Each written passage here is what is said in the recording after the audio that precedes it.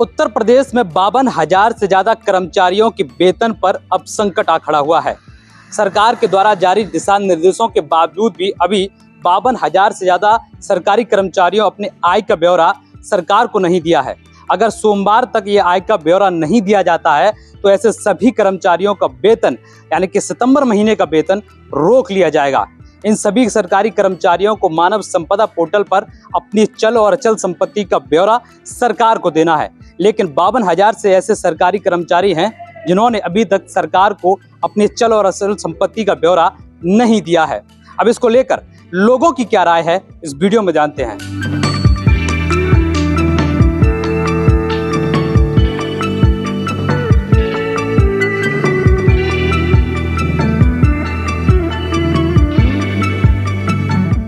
देखिए, मेरा तो ये मत है, वैसे तो मेरी ये बात सरकारी कर्मचारियों को बुरी लग सकती है, परंतु ये बात बुरी उन्हें लगेगी जो हमारा यानी कि जनता का पैसा खा करके बैठे हैं और आज भी खा रहे हैं।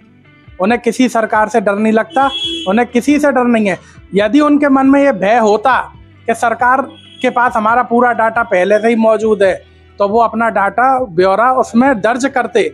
यदि वो नहीं कर रहे हैं अपना दर्ज, तो वो देश के भ्रष्ट हैं, वो कीड़ा है इस देश के लिए, खा जाएंगे। धीरे धीरे सुधर जाइए, अभी आपसे मैं कह रहा हूँ। मेरा कहना ये है कि सरकारी ये मुलाजिम है, सरकार के नाम पे नौकरी कर रहे हैं। अगर सरकार कोई आदेश करती है तो सर्वोपरि रखना चाहिए इनको, और सरकार ने कोई चीज मांगी है तो बताने में क्या दिक्कत आ रही है। अगर आपने कोई फ्रॉड नहीं किया है, कोई गलती नहीं की है, कोई रिश्वतबाजी नहीं की है, तो आपको अपनी संपत्ति का ब्यौरा देने में क्या हर्ज है।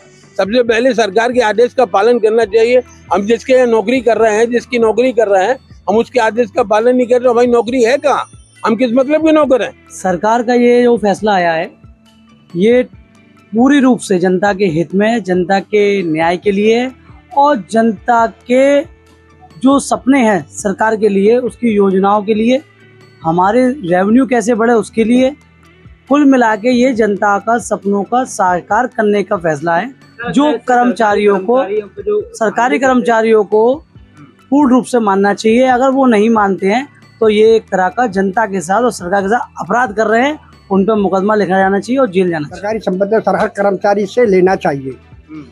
अब एक एक कर्मचारी लाखों करोड़ों में खेल रहे हैं। कितनी तनख्वाह है, बहुत कम तनख्वाह है, मतलब 50,000, 60,000, 70,000 तनख्वाह है, लेकिन उनके पास संपत्ति अनाप शनाप संपत्ति है। कुछ दिनों में यहीं से अभी कुछ कर्मचारी, अभी कलेक्टेड से कर्मचारी गए हैं, लाखों कमा के लेके गए हैं और लाखों संपत्ति है। अभी कलेक्टेड में कर्मचारियों के पास लाखों की संपत्ति। क्या लगता है सरकार का फैसला ठीक है? सरकार फैसला सही है, संपत्ति होनी चाहिए, संपत्ति जांच होनी चाहिए और उनका लेखा दौरा लेना चाहिए कि कितनी संपत्ति है। मैं विश्वनी रावत, अधिवक्ता, कलेक्ट्रेट में प्रैक्टिस करता हूँ और सरकार ने जो मांगा है वो लीगल तौर पर मांगा है और मांगने का अधिकार है और मांगना भी चाहिए, क्योंकि कर्मचारी एक ऐसी धुरी है हमारे समाज की जिससे बहुत सारे लोग जुड़े हुए हैं, और वो अगर अपना ब्यौरा देने में हिचकिचाएंगे तो आम जनता का आप किस अधिकार से, या वो अपने किस अधिकार से आपको अपना ब्यौरा दे।